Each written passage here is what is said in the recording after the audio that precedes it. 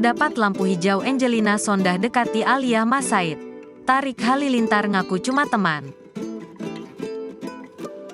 Kabar kedekatan antara YouTuber Tarik Halilintar dan Alia Mas Said semakin santer terdengar.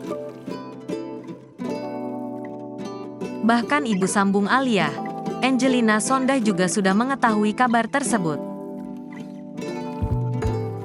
Meski demikian, kabar adanya hubungan spesial dengan Alia justru dibantah oleh Tarik Halilintar.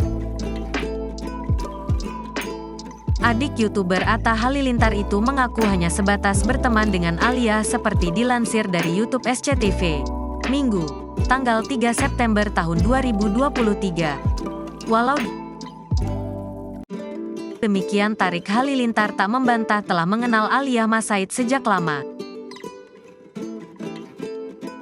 Temen, kenalnya udah lama banget, terang Tarik Halilintar.